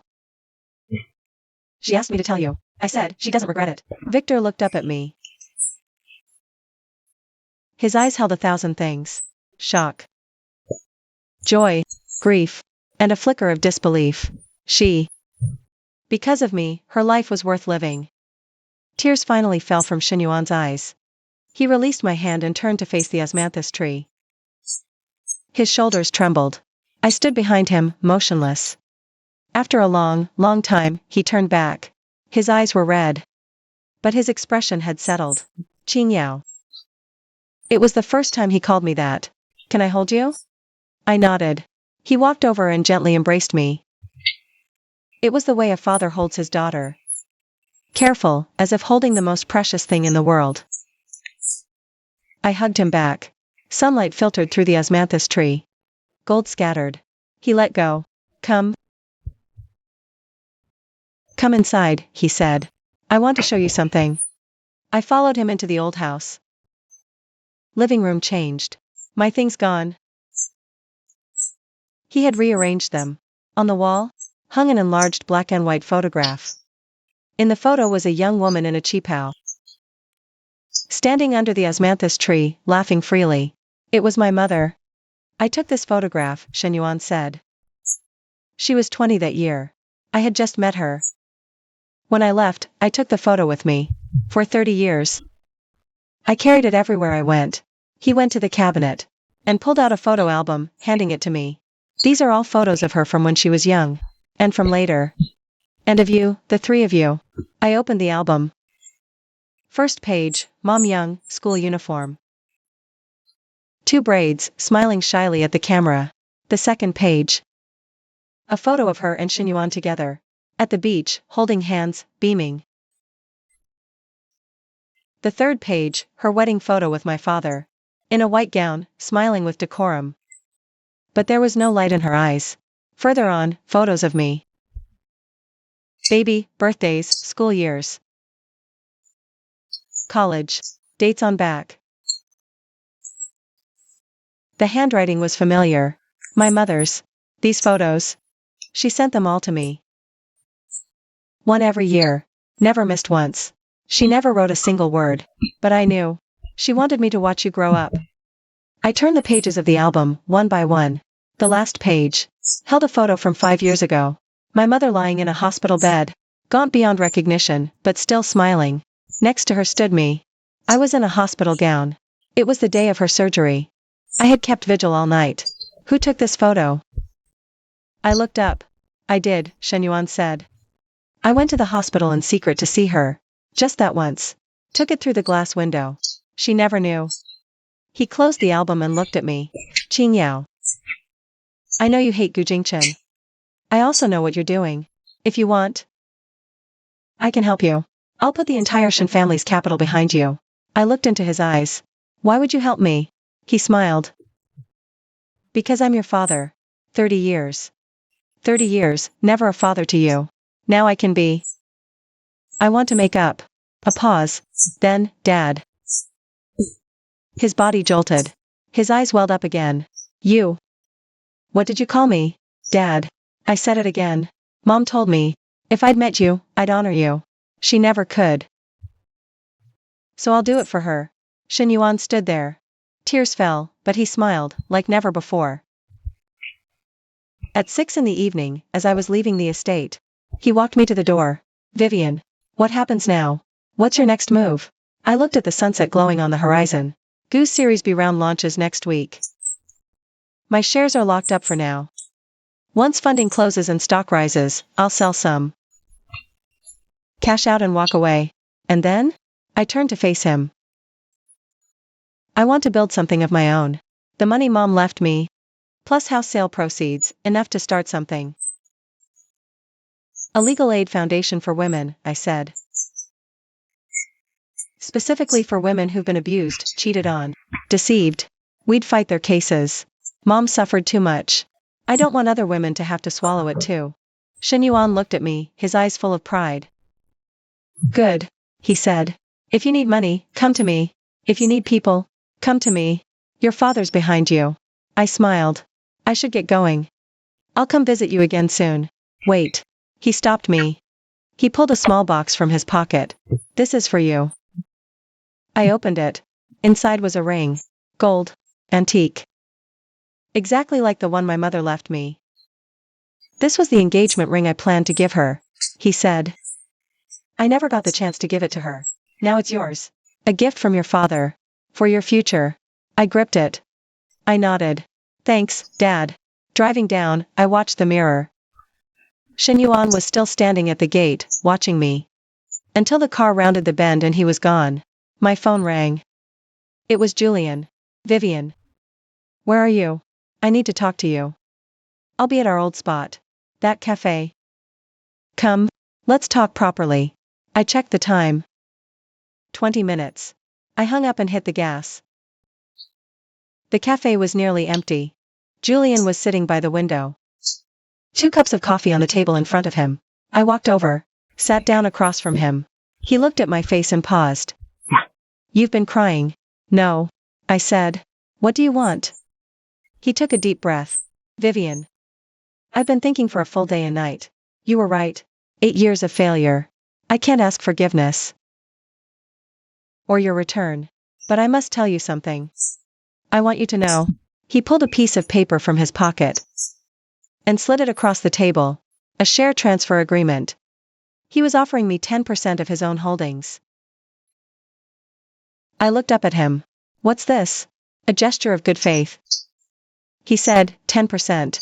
Combined with your 12. That makes you Sterling's top shareholder. The company's yours. I only ask one thing. He looked at me. His eyes held. A lot. Let me stay on. Working under you. I step down as CEO. You take over. I'll be your second. That's all I'm asking. Nothing else. I stared at the document, silent. Streetlights flickered on. Traffic inching past. After a long moment, I spoke.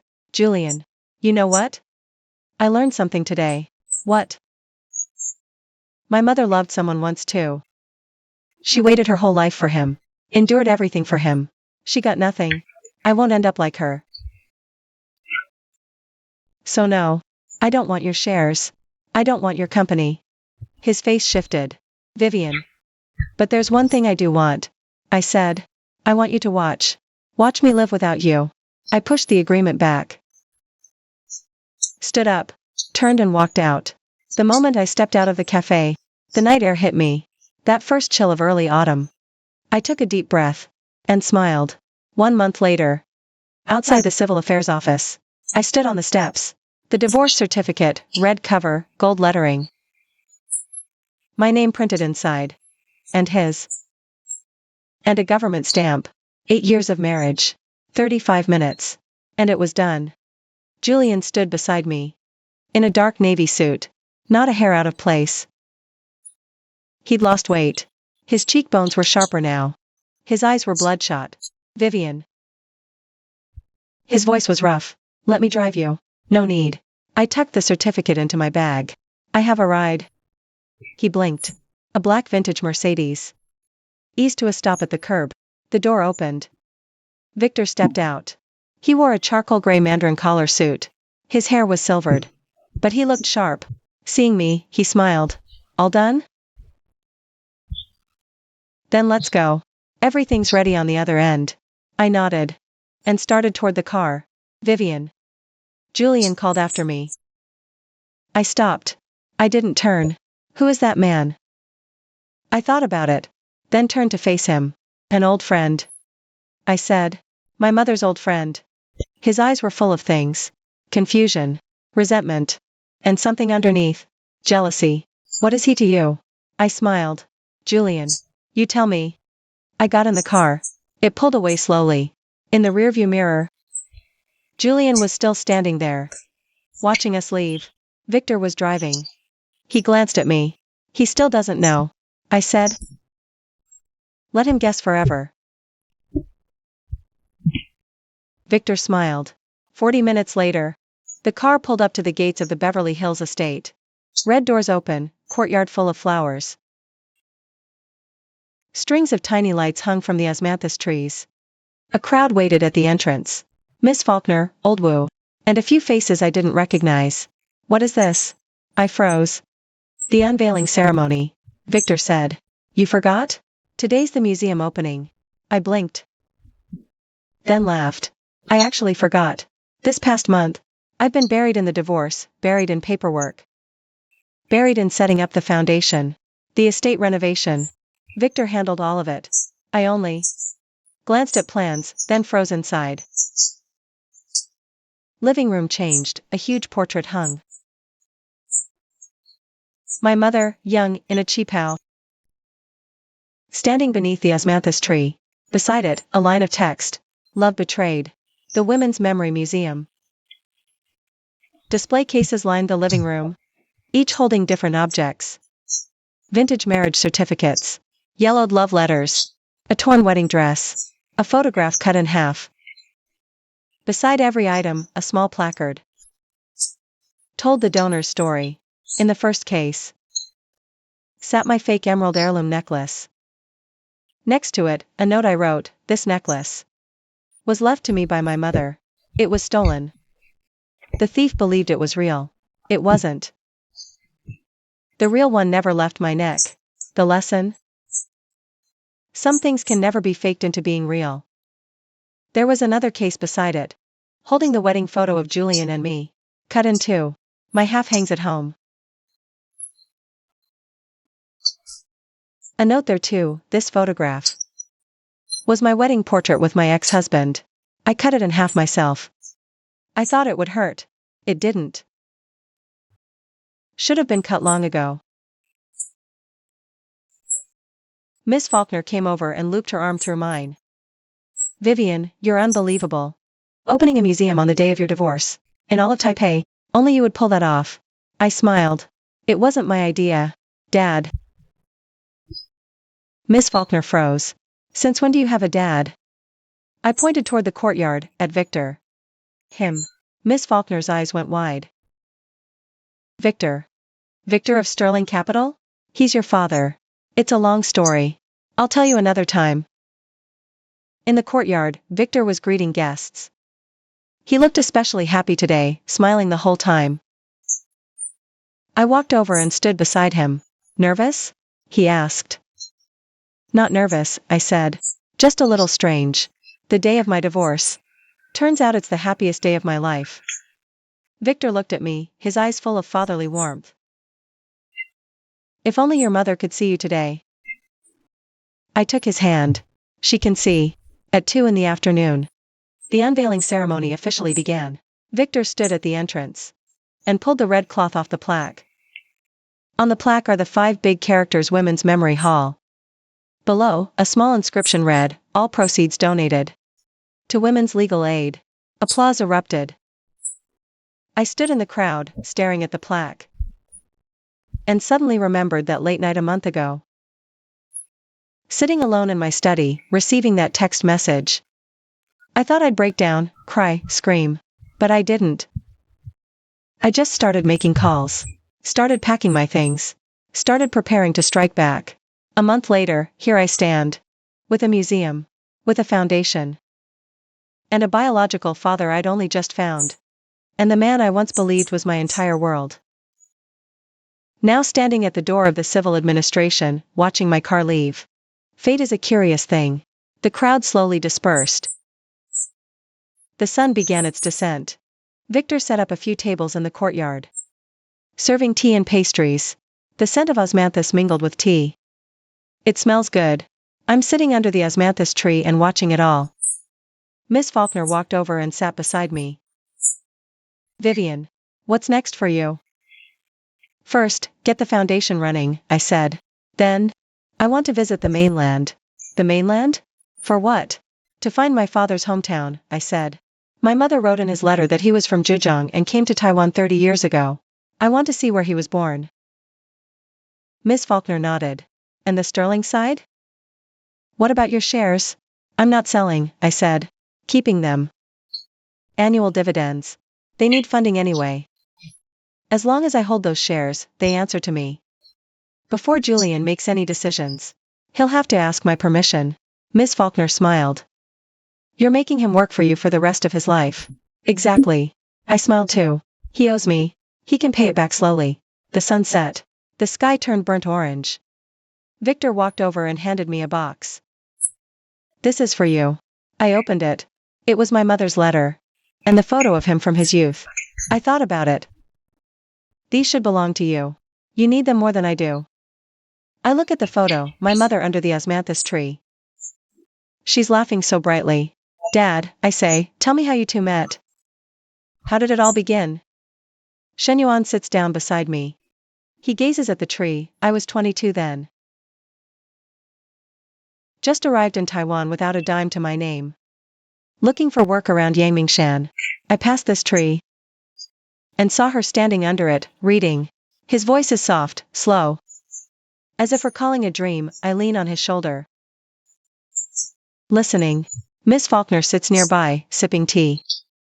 Occasionally adding a remark. Old Wu tidies up in the yard. Humming an old tune. Osmanthus fills the yard. 8 p.m. The guests are gone. I stand at the door. Seeing off the last one, then turn back into the yard. Shenyuan still sits beneath the osmanthus tree, watching the stars. Qingyao, come sit. I walk over. And settle beside him. You see that star? He points to the brightest one in the sky. When I was young, every time I missed her, I'd look at that star. 30 years now. It's never moved. I look at the star and say nothing. From his pocket, he takes a small box and hands it to me. This is the last thing your mother left for you. I meant to let you find it yourself. But today is a good day. Take it. I open the box. Inside is a letter. On the envelope, for Qingyao. Open it when you need it most. What is this? I don't know. She never told me what was inside, Shenyuan says. She only said, open it when things feel impossible. I tuck the box away. Thank you, Dad. He pats my hand. It's late.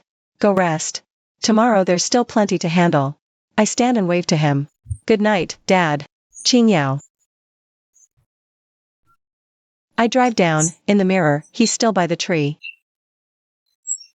watching that star. Back at the hotel, I shower. Lying in bed, my phone buzzes. A text from Gu Jingchen. Qing Yao, I've been thinking about today all day. I still don't understand why you refused my shares. I stare at the message for a long time. Then I reply. Because I don't need them. Sent. Then I block his number. The phone goes quiet. I take out the box and open it. I pull out my mother's letter. The envelope is thin. Inside is just one photograph. A newborn baby. Only days old, wrapped in swaddling. Beside her stands a young man, holding her. Smiling with pure joy. That man is Shen Yuan. On the back of the photo, a line. May 27, 1998. Qing Yao's first day. He came to the hospital in secret. Through the glass. He took this photo. He didn't know that she knew. But he came. That's enough. I stared at the photo. Tears finally fell. So, Mother knew all along. She knew Victor had been there. Knew he was watching her. Knew he had always been there. 30 years watching from afar. They each loved the other in their own way. And they loved me. I pressed the photo to my chest and closed my eyes. Taipei glowed. Next dawn. When I woke, sunlight was streaming in. A few messages on my phone. Ms. Faulkner. The Foundation's registration went through. It can officially begin operations next week. Victor. Breakfast is ready. Come eat. And a text from an unknown number. Miss Sterling, hello. This is Marcus Sterling from Sterling Capital. We met once before. Mr. Sterling asked me to pass along a message. The house your mother once lived in. He's bought it. As a gift for you. The key is in the old place. I looked at those messages and smiled. Got up. Washed up. Dressed, I'd nightstand photo. My mother in her youth, wearing a qipao. Standing under the osmanthus tree. Mom, I said. I'm fine. Don't worry. I pushed open the door and walked into a new day. 1 month later. At the entrance of the Beverly Hills estate, a new plaque now hung. Shinsu Wiru Women's Legal Aid Foundation. On unveiling day, many people came. Reporters. Women who had once received help. They stood in the courtyard. Some smiling, some holding children. Victor stood beside me, taking it all in. Miss Faulkner moved through the crowd, busy greeting guests. Julian came too. He stood at the very edge. Watching me from a distance. I saw him, but I didn't walk over. The ceremony ended. The crowd gradually dispersed. He walked over. Stood in front of me. Vivian. Congratulations. Thank you. He looked at the plaque. Silent for a long time. Your mother's name? Yes. He nodded. I looked into it. Victor is your biological father. And I've dug up everything from 30 years ago. I looked into his eyes. And? He gave a bitter smile. And then I realized. I didn't lose to you. I lost to your mother. She waited years, you cut me short. Are all Sterling women this ruthless? I smiled. Julian, it's not that we're ruthless. Men think too highly of selves. And said nothing. All right, go back. Run your company properly. I hold the shares. If you do well, your dividends won't be small. If not, I'll sell. Find someone else to run it. He looked up at me. Can we still be friends? I thought for a moment. We can, I said. Just friends. He nodded and walked away. I watched his figure disappear into the crowd. Victor walked over and stood beside me. He's still young. He'll understand. Understand what? Some people, once missed, are gone. I took his arm. Dad. You're right.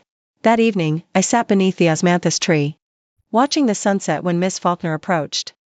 She sat down beside me. Vivian. What now? I stared at the sunset.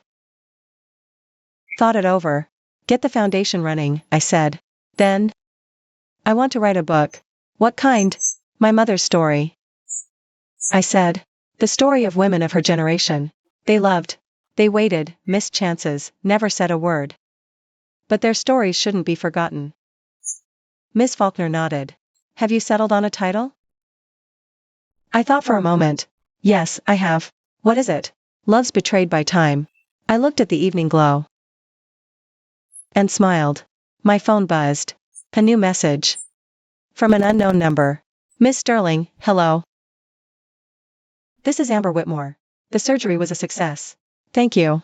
I won't forget what you did for me. Once I've recovered, I'd like to volunteer at your foundation. Would that be all right? I read the message and replied with a single word. Yes. Sunset. Osmanthus scent. I leaned on the tree and closed my eyes. Mother, can you see me? I'm doing well. Truly well.